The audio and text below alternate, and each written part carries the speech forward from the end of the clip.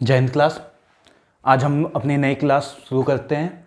कल हम लोग ने चिश्ती सिलसिला कर लिया था। आज उसके आगे जो अन्य सिलसिले बाकी हैं सूफी संतों में वो कर लेते हैं। तो पहला सिलसिला है हमारा सुहरावर्दी सिलसिला। इसके संस्थापक शेख शिहाबुद्दीन सुहरावर्दी थे जो मध्य एशिया से थे। और भारत में सुहरावर्दी सिलसिले के संस्थापक कौन है? बहाउद्दीन जकारिया। तो क्वेश्चन इस प्रकार पूछा जाए कि सुहरावर्दी संप्रदाय की स्थापना किसके द्वारा की गई? तो शेख शिहाबुद्दीन सुहरावर्दी। व भारत में इसकी स्थापना किसके द्वारा की गई? तो बहाउद्दीन जकारिया। वह सुहरावर्दी का सिलसिले का जो मेन केंद्र था वो कहाँ था? मुल्तान था। इसकी उपशाखा कौन सी थी? सुहरावर्दी शाखा की उपशाखा कौन सी? फिरदौसी व सतारी इसकी उपशाखा है। सुहरावर्दी सिलसिला अमीरों में विश्वास रखता था, अमीरी में विश्वास रखता था। इसके सूफी संत अमीरी में ज़्यादा विश्वास रखते थे। इस सिलसिले का दरवाजा केवल अमीरों के लिए खुलता था। इस सिलसिले में गरीबों को अलाउ नहीं था आना, केवल अमीर वर्ग ही जा सकता था या सुल्तान जा सकता था। राज के पद व उपाधियां स्वीकार करते थे। तो क्वेश्चन पूछा जाए कौन सा ऐसा सिलसिला तो जो राज के पद व उपाधियां स्वीकार करता था? सुहरावर्दी सिलसिला। चिश्ती सिलसिला इसके बिल्कुल अपोजिट था। वो राज्य के संबंध से बिल्कुल दूर रहता था। बगदाद के खलीफा संबंध थे।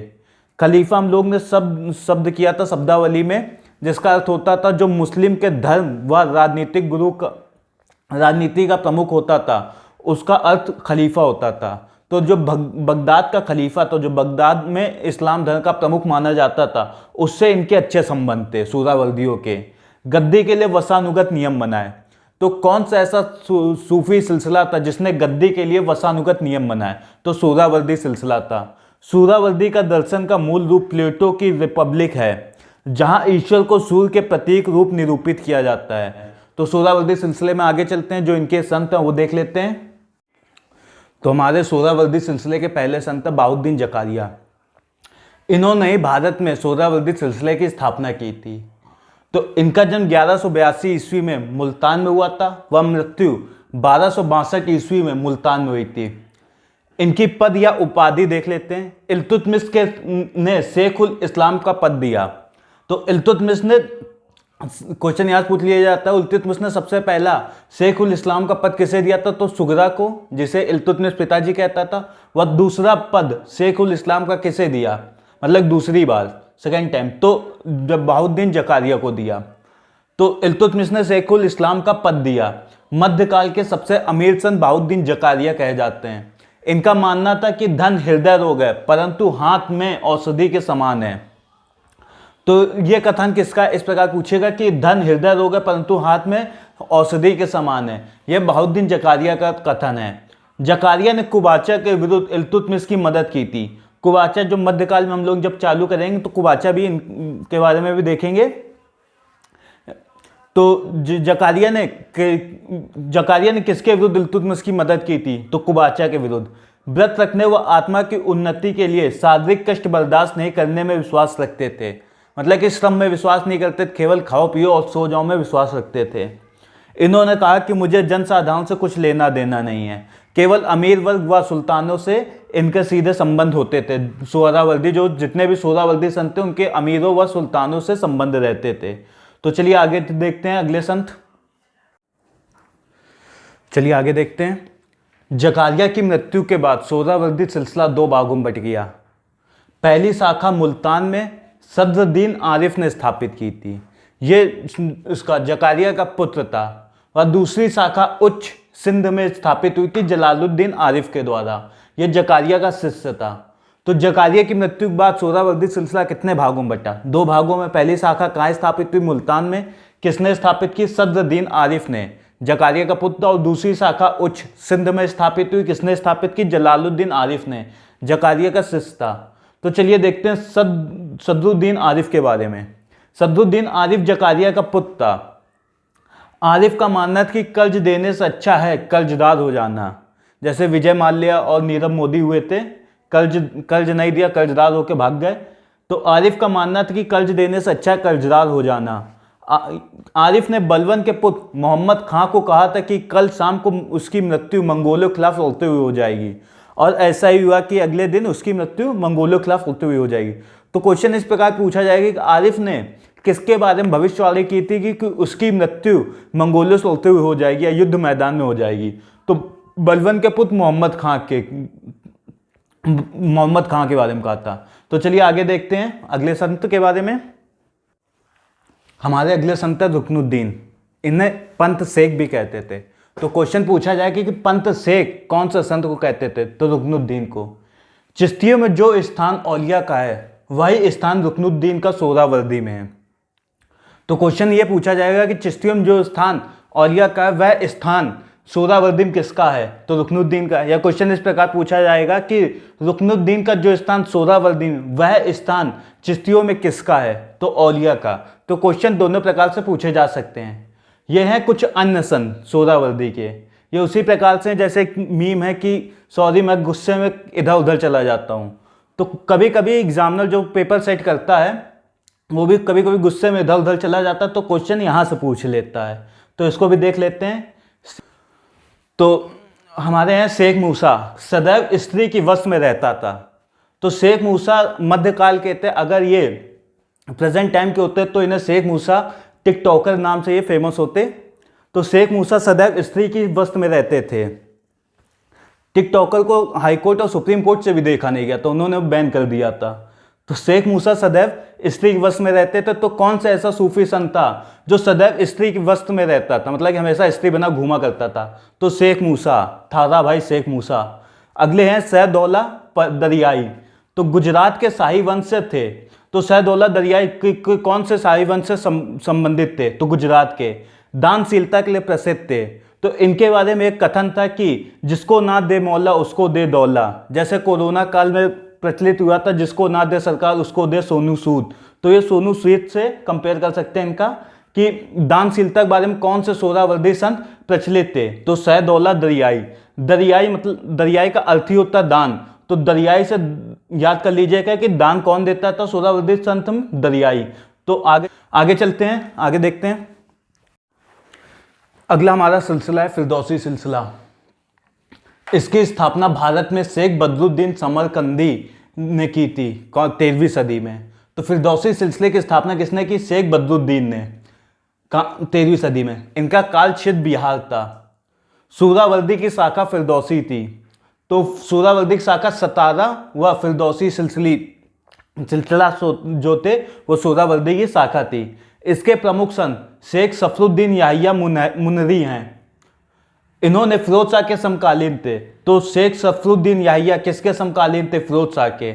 मकतूबात, जिसमें शब्दावली ने हमने ये शब्द किया था मकतूबात, कि जिसमें सूफी संतों के पत्रों का संकलन होता तो उसे मकतूबात कहते हैं। तो इन्होंने मकतूबात की रचना की थी। मकतूबात किताब एक इन्होंने लिखी थी, उसका नाम था शेख सफरुद्दीन याहिया ने जो किताब लिखी थी उसका नाम था मकतूबात। तो मकतूबात की रचना किसने की? शेख सफरुद्दीन याहिया ने।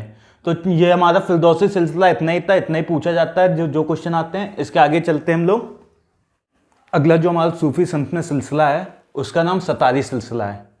सतारी सिलसिले को तैफूरी संप्रदाय भी कहते हैं या तैफूरी सिलसिला भी कहते हैं। तो जो तैफूरी संप्रदाय तैफूरी सिलसिला था उसको भारत में सतारी सिलसिला कहा जाता था। तो सतारी सिलसिला का एक नाम क्या है? तैफूरी सिलसिला। इसके संस्थापक शाह अब्दुल्ला सतारी हैं। और इसके सबसे प्रसिद्ध संत कौन से? मोहम्मद गौस। और इनका क्षेत्र बंगाल, जौनपुर व दक्कन था। सतारी सिलसिले का क्षेत्र पूछा जाएगा तो बंगाल, जौनपुर और दक्कन बताया जाता है। इस सिलसिले को मध्य एशिया में इस्किया व तुर्की में विस्तामिया भी कहते थे। तो क्वेश्चन इस प्रकार पूछा जाएगा कि सतारी सिलसिले को मध्य एशिया में किस नाम से जाना जाता है? तो इस्किया व तुर्की में विस्तामिया के नाम से भी जाना जाता है। सतारी संत बुरहानुद्दीन गरीब ने औरंगजेब को आशीर्वाद दिया था। जब औरंगजेब उत्तराधिकारी युद्ध शुरू होने जा रहा था तब औरंगजेब कौन से संत से आशीर्वाद लेने गया था? तो बुरहानुद्दीन गरीब से। ये बुरहानुद्दीन गरीब कौन से सिलसिले को मानते थे? तो सतारी सिलसिले को। तो क्वेश्चन इस प्रकार आते हैं। तो चलिए आगे देखते हैं। चलिए हमारा अगला सिलसिला है कादरी सिलसिला। इसके बारे में देख लेते हैं। इसकी स्थापना शेख अब्दुल कादरी जिलानी के द्वारा हुई थी बगदाद में। भारत में सैयद नसरुद्दीन महमूद जिलानी ने की थी। इस्लाम का पहला रहस्यवादी पंथ कादरी सिलसिले को कहा जाता है। तो क्वेश्चन इस प्रकार पूछा जाएगा, इस्लाम का पहला रहस्यवादी पंथ कौन सा है, या पहला रहस्यवादी सिलसिला कौन सा है, तो कादरी सिलसिला कहा जाता है। जो कादरी सिलसिला के जो संत होते थे वो हरी पगड़ी व पगड़ी में लाल गुलाब लगाते थे। अकबर ने शेख मूसा को, मतलब शेख मूसा जो कादरी सिलसिले से बिलोंग करते थे, 5,000 का मनसब दिया था। और इसी के एक दूसरे जो संत थे शेख अब्दुल माली ने अकबर द्वारा मनसब ठुकरा दिया था। जो अकबर ने उनको मनसब दिया था वो किसने ठुकरा दिया, कौन से कादरी सिलसिले के संत ने, शेख अब्दुल माली ने। तब अकबर ने मदद ए मास द्वारा दी गई भूमि अब्दुल माली से वापस ले ली थी, और यह सिलसिला संगीत विरोधी था। तो चलिए इसके जो संत हैं वो देख लेते हैं। चलिए हमारे जो कादरी सिलसिले के संत थे मियाँ मीर, उनके बारे में जान लेते हैं। जहांगीर व शाहजहां के समकालीन थे। तो मियाँ मीर किस मुगल सुल्तान के समकालीन थे, तो जहांगीर और शाहजहां के। कादरी सिलसिले के सबसे प्रसिद्ध संत कौन थे, मियाँ मीर थे। इनके शिष्य गुरु अर्जुन देव व मुल्ला शाह थे। मुल्ला शाह कश्मीर में कश्मीर में कादरी सिलसिले का प्रचार किया था मुल्ला शाह ने। शाहजहां भी मुल्ला शाह का आदर करता था। जो शाहजहां था वह मुल्ला शाह का आदर करता था। तो शाहजहां भी मुल्ला शाह का आदर करता था। दारा सिको मियाँ मीर व मुल्ला शाह के शिष्य बने। तो दारा सिको के गुरु कौन थे, मियाँ मीर व मुल्ला शाह दोनों थे। मुल्ला शाह जहां आरा के गुरु थे। जो मुल्ला शाह थे वो जहां आरा के भी गुरु थे। जहां आरा ने मुल्ला शाह की जीवनी साहिबिया नामक शीर्षक लिखी है। तो मुल्ला शाह की जीवनी साहिबिया किसने लिखी है, जहां आरा ने लिखी है। तो ये हमारा कादरी सिलसिला यहाँ ख़त्म होता है। हम अगले सिलसिले में चलते हैं। अगला हमारा सिलसिला है नक्शबंदी सिलसिला। इसकी स्थापना ख्वाजा बहाउद्दीन नक्शबंदी ने बगदाद में की थी, और भारत में ख्वाजा बाकी बिल्ला ने नक्शबंदी सिलसिले की स्थापना की थी। जो मुस्लिम जितने भी सिलसिले हुए हैं, सबसे कट्टरपंथी सिलसिला नक्शबंदी सिलसिला कहा जाता है। तो सबसे कट्टरपंथी सिलसिला नक्शबंदी सिलसिला है। बाबर व औरंगजेब इस सिलसिले को मानते थे। औरंगजेब व बाबर दोनों ही धर्म के पीछे बहुत कट्टर थे, तो वो भी इस सिलसिले को मानते थे। बाबर के गुरु ख्वाजा अब्दुल्ला अहरार भी नक्शबंदी सिलसिले के थे। वह औरंगजेब के गुरु मीर मासूम भी नक्शबंदी सिलसिले को मानते थे। ये मीर मासूम सरहिंदी के पुत्र थे। इस सिलसिले के संत शरीयत की कठोरता से पालन करने पर जोर देते थे। जितने भी मुस्लिम देश हैं विश्व में, अधिकतरों में जहाँ जहाँ शरीयत लागू है वो देश बिल्कुल भी बर्बाद है। मतलब कि वहाँ खुशहाली बिल्कुल ना के बराबर। चाहे ईरान ले लीजिए, इराक ले लीजिए, अफगानिस्तान ले लीजिए, वहाँ धार्मिक कट्टरता बहुत है कि किस शरीयत, वो पूरा बिलीव करते हैं कि हम शरीयत के हिसाब से चलेंगे, जो शरीयत में नियम दिए गए हैं उसी के हिसाब से चलेंगे। तो भारत में तबलीग की स्थापना नक्शबंदियों द्वारा हुई थी। तबलीगी जमात जो पिछले साल हमारे बहुत फेमस हुआ था भारत में, जो कहा जाता था कि भारत में कोरोना फैलाने में सबसे ज़्यादा हाथ किसका था, तबलीगी जमात का। और जो तबलीगी जमात के लोग थे उसकी स्थापना किसके द्वारा भारत में हुई थी, नक्शबंदियों के द्वारा। ये तबलीग जो होते थे धर्म प्रचारक होते थे। औरंगजेब के समय इस सिलसिले का प्रभाव था। तो सबसे ज़्यादा प्रभाव नक्शबंदी सिलसिले का किसके समय रहा, तो औरंगजेब के समय। तो आइए आगे चलते हैं, इनके संत के देख लेते हैं, नक्शबंदी सिलसिले के संत। चलिए देखते हैं हमारे संत शेख अहमद सरहिंदी। इनकी उपाधि पूछ ली जाती है। इनकी उपाधि मुजाहिद अलिफ सानी धर्म सुधारक है। मतलब मुजाहिद अलिफ सानी का अर्थ होता था धर्म सुधारक। व इंसानुल कामिल, ये किसकी उपाधि है, सरहिंदी की। मकतूबात ए रब्बानी में सरहिंदी के पत्रों का संकलन है। मकतूबात वही होता था जिसमें सूफी संतों के पत्रों का संकलन होता था। तो मकतूबात ए रब्बानी में सरहिंदी के पत्रों का संकलन है। मनुष्य व ईश्वर का संबंध दास व मालिक को ना मानते, मालिक का मानते थे, ना कि प्रेम व प्रेमिका का।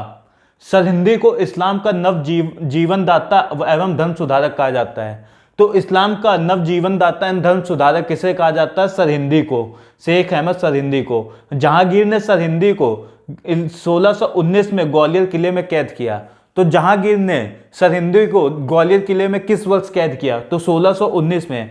और शाहजहां ने सरहिंदी के शिष्य आदम बनूरी को देश निकासित किया। तो सरहिंदी के जो शिष्य थे आदम बनूरी, उसको शाहजहां ने देश निकाला दिया था। तो ये हमारा सूफी संत या सूफी आंदोलन खत्म होता है। 3 टॉपिक जो सिख धर्म, भक्ति आंदोलन व सूफी आंदोलन, इन तीनों से कोई एक क्वेश्चन जरूर पेपरों में मिल जाता है। ये तीनों टॉपिक बहुत ही इंपॉर्टेंट हैं।